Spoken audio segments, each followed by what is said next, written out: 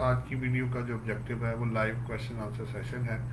आप दोस्तों में से कोई भी कोई सवाल करना चाहे तो वो डायरेक्ट हमें क्वेश्चन टाइप कर दे, तो कोशिश करेंगे कि उसको जवाब जो है उसी वक्त दे दें, और अगर ये पॉसिबल ना हुआ तो फिर थोड़ा सा टाइम लेके उसके अंदर उसको कवर करने की कोशिश करेंगे। जी फिलहाल तो ये है कि अगर किसी का कोई क्वेश्चन हो तो वो लाइव क्वेश्चन जो है मेरे साथ शेयर कर सकता है।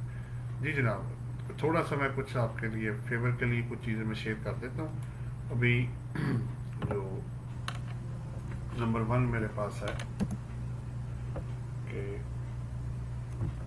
Due date for filing of income tax return.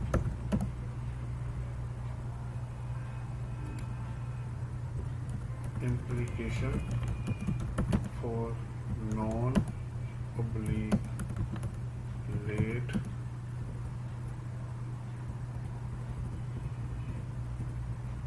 filing of income tax return for the tax year 2020। हाँ जी, इस वक्त बेसिकली आपको पता है जो कानून चल रहा है 2020 के लिए है। अभी उन्होंने जिन्होंने अप्लाई कर लिया था उनको टाइम उन्होंने दे दिया जी 2023 दिसंबर तक, किसी का 24 दिसंबर, किसी को थोड़ा आगे पीछे करके उन्होंने टाइम जो है ना वो दिया हुआ है। अब कोशिश करेंगे इसकी जो भी टाइम आप लोगों ने लिया उस पर रिटर्न अपनी फाइल कर दें।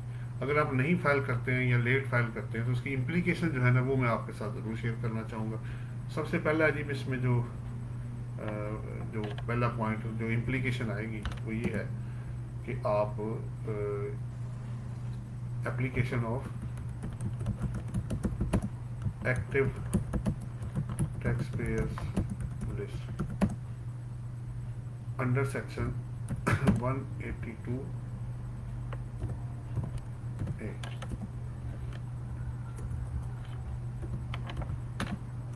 of the income tax ordinance 2001। जी सबसे पहले 182 सेक्शन है जी, जिसमें ऑब्वियसली अभी जो active tax payer list update हो रही है वो 2019 की बेस पे हो रही है। जो लोग 19 की रिटर्न फाइल कर देंगे इंडिविजुअल कंपनी या एओपी जिन पे एप्लीकेबल है, तो वो डिफ़ॉल्ट सरचार्ज जो उन्होंने साथ पे करना है, इंडिविजुअल है तो 1000 रुपये है, एओपी है तो 10,000 है, कंपनी होती है तो 20,000 रुपीज़ वो पे करेंगे, तो वो एक्टिव टैक्स पेयर की लिस्ट में आ जाएंगे। और ये अपडेशन हो रही है 28 फरवरी 2021 तक। उसके बाद 1 मार्च 2020 से जो रिटर्न अपडेट होगी, जो एक्टिव टैक्स पेयर की जो लिस्ट है वो 2020 की रिटर्न की बेस पे होगी। तो जो लोग 20 की रिटर्न लेट फाइल करेंगे वो उस वक्त फिर उसका सरचार्ज जमा कराएंगे तो फिर उसके अंदर वो आ सकते हैं। ये तो पहली इम्प्लीकेशन है। दूसरा पॉइंट है जी इसके अंदर penalty under section 182 of the income tax ordinance 2001। अब अगर आप लेट रिटर्न फाइल करते हैं तो उसकी 182 की जो पेनल्टी है 40,000 रुपीज़ है जी, इनकम टैक्स रिटर्न की मिनिमम जो पेनल्टी है। और उधर दूसरी तरफ से जो वेल्थ स्टेटमेंट है उसकी 1 लाख रुपीज़ है मिनिमम पेनल्टी। अब इशू ये है कि इसके अलावा क्या होगा कि जो पेनल्टी है वो अपनी जगह पर रहेगी। ये आपको अगर ओबियसली शो का नोटिस आएगा उसके मुताबिक फिर आप उसको प्लीड करेंगे, उसके अगेंस्ट कंटेस्ट करेंगे, कोशिश करें कि वक्त पे अपनी रिटर्न को फाइल कर लें। नंबर 3 है जी मेरे पास double taxation income tax ordinance 2001। इसमें सर्टेन ट्रांजेक्शन हैं, जैसे आप गुड्स पे जो आपने परचेज करना है, अगर आप एटीएल लिस्ट में नहीं है तो जो आपको पेमेंट करेगा वो डबल टैक्स काट देगा। उसमें स्पेसिफाइड सेक्शन है 10 शेड्यूल के अंदर, जो है 10th या 11th शेड्यूल है वो आप देख लीजिएगा। उसके अंदर उन्होंने आखिरी जो उसका रूल है उसके अंदर दिए हुए हैं कि किन किन केसेस में ये एप्लीकेबल नहीं है, और बाकी जो इसमें नहीं आएंगे उस पर वो एप्लीकेबल हो जाएगा। तो डबल टैक्स का रेट होगा, जहाँ 4.5 है वो 9 हो जाएगा, जो 10 है वो 20 हो जाएगा। इस तरह डबल टैक्सेशन के जो रेट्स हैं विद होल्डिंग के वो बढ़ जाएंगे। Number 4, no official business without ATL list.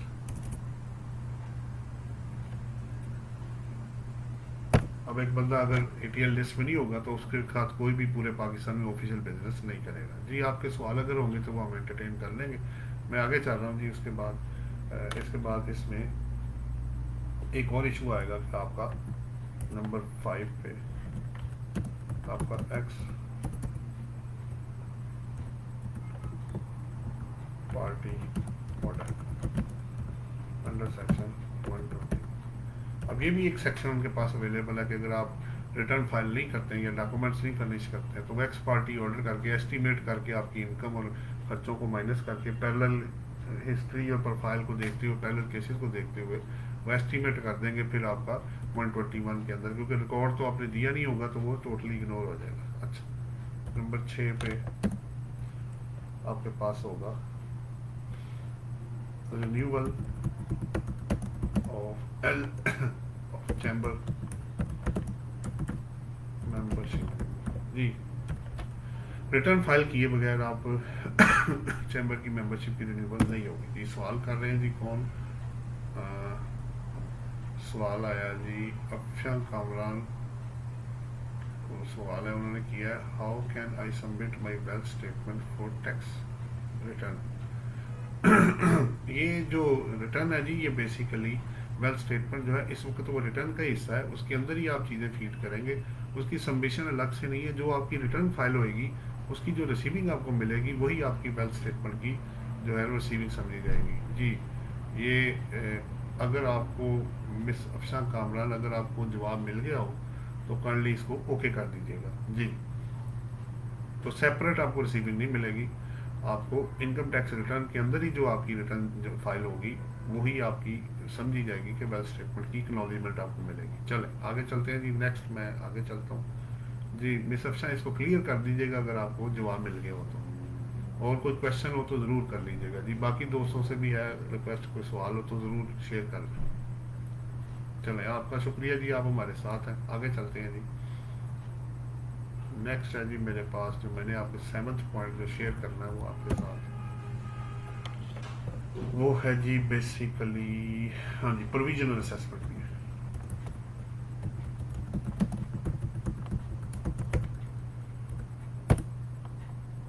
ये प्रोविजनल असेसमेंट भी है जी जो आपकी अवेलेबल है 10 शेड्यूल के अंदर जो इनकम टैक्स लॉ में है उसके मुताबिक वो आपकी प्रोविजनल असेसमेंट कर देंगे, जिसके स्पेसिफाइड 45 डेज के अंदर अंदर आपको रिटर्न फाइल करनी पड़ेगी। अगर तो आप फाइल कर देते हैं तो वो डीम टू बी ऑर्डर हो जाएगी, अदरवाइज वो आपकी जो प्रोविजनल असेसमेंट है ये फाइनल हो जाएगी, फिर वो आपसे रिकवरी की प्रोसीडिंग शुरू हो जाएगी जी। आगे चलता हूँ जी। Number 8 government contract.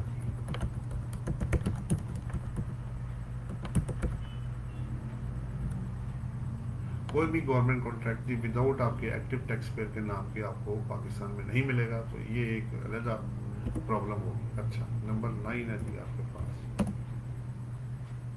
Rate of further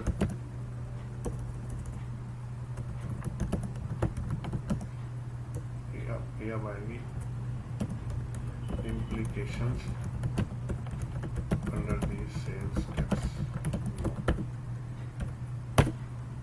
sale tax law में ये होगा जी कि जो फर्दर सेल टैक्स है वो आपको चार्ज हो जाएगा अगर आप सेल टैक्स की एक्टिव टैक्स पेयर की लिस्ट में नहीं आएंगे। दो एक्टिव टैक्स पेयर, दोनों अलग अलग लिस्ट हैं। इनकम टैक्स की एक्टिव टैक्स पेयर की लिस्ट अलग है और सेल टैक्स लॉ की एक्टिव टैक्स पेयर की लिस्ट अलग है। एक में आ गया तो ज़रूरी नहीं कि दूसरे में भी होगा, ये ज़रा ध्यान में रखिएगा। अब इम्प्लीकेशन क्या होगी, अगर आप सेल टैक्स की जो एक्टिव टैक्स पेयर की लिस्ट है उसमें नहीं होंगे तो आपको दो तरह से मसला होगा। आप सेल टैक्स की इनवाइस इशू नहीं कर सकते, लोगों को आप चार्ज नहीं करेंगे। तो इसका मतलब ये है कि जो प्राइस आपकी होगी अगर एप्लीकेबल था और आप नहीं अंदर आए तो वो आप खुद पे करेंगे, और प्लस इनपुट टैक्स तो आपको मिलेगा नहीं, और फर्दर सेल टैक्स जो आपको चार्ज होगा वो 3% आपकी कॉस्ट में ऐड भी हो जाएगा। तो ये नुकसान बहुत ज़्यादा हो जाएंगे, जिसकी वजह से एक्टिव टैक्स पेयर की लिस्ट में और कंप्लाइंट टैक्स पेयर बनना ज़रूरी होगा। अच्छा, चलें आगे मैं पॉइंट शेयर करता हूँ जी आपके साथ। अब काफ़ी ट्रांजेक्शन है, specially sale and purchase of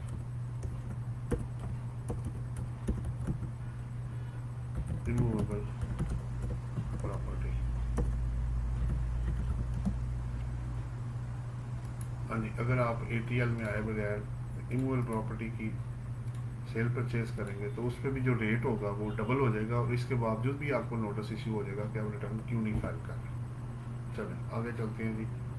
9 के बाद 10 11 पॉइंट है जी मेरा।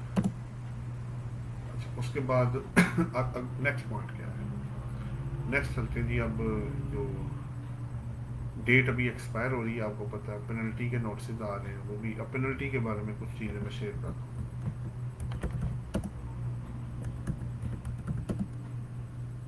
जी हमारे साथ आए जी अब्दुल वहीद, वो पूछ रहे हैं assets not declared in West April 2019 in case of salary and assessing officer issue notice under section 176 of the Agreement.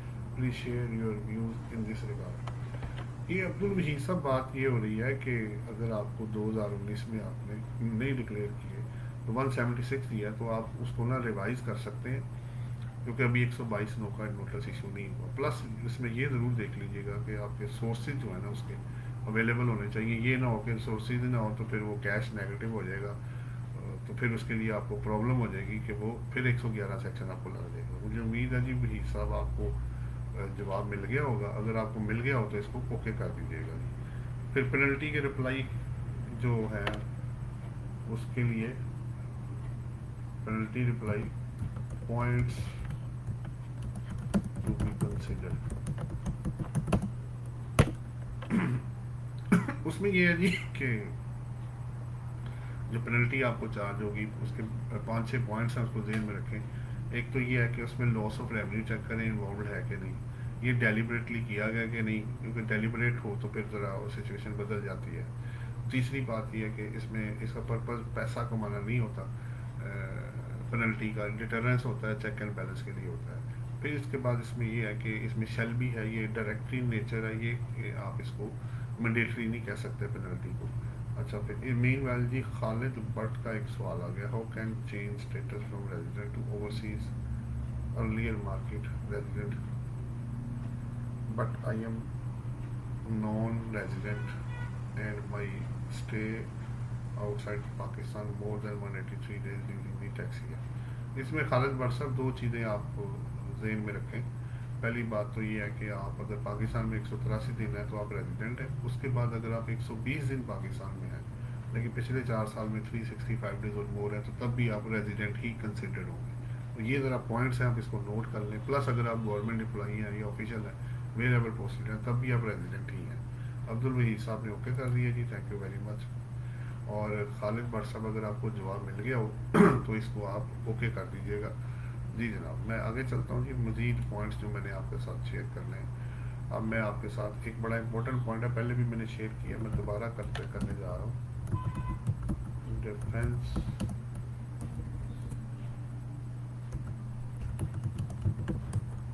Saving certificates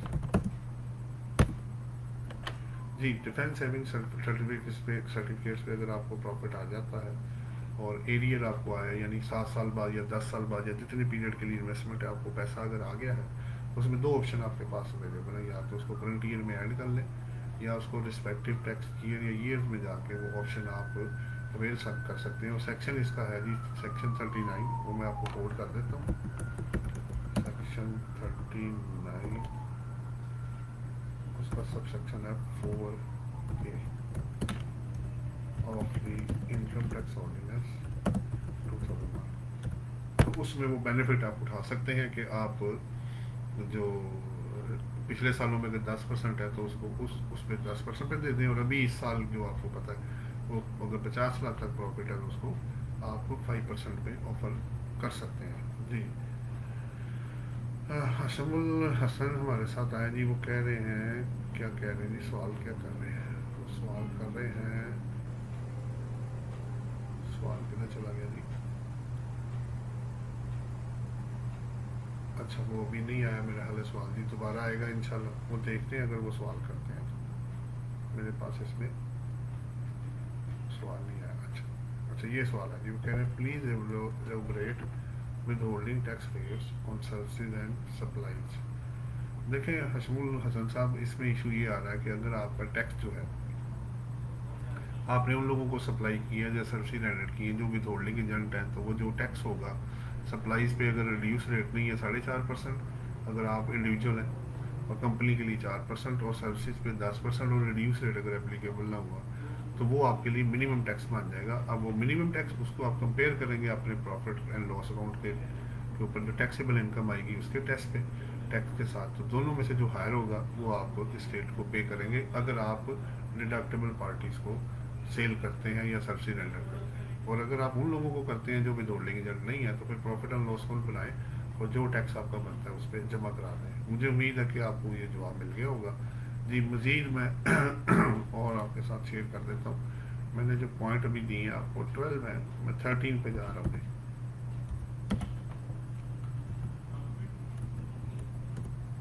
revised wealth statement, अगर आप अपनी वेल्थ स्टेटमेंट रिवाइज करना चाहते हैं तो 122 के नोट 22 सबसेक्शन 9 के नोटिस से पहले करेंगे, नंबर 1।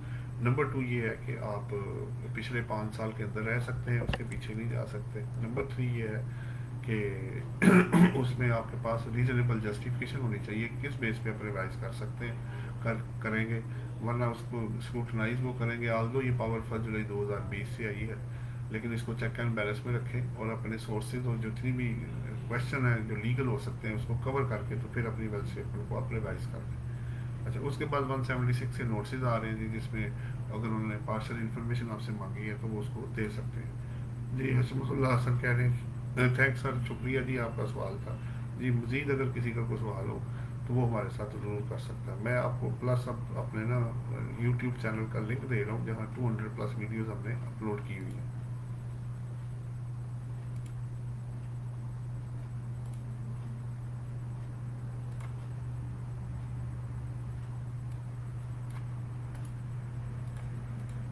जी, मैं लिंक उसका शेयर कर देता हूँ जी।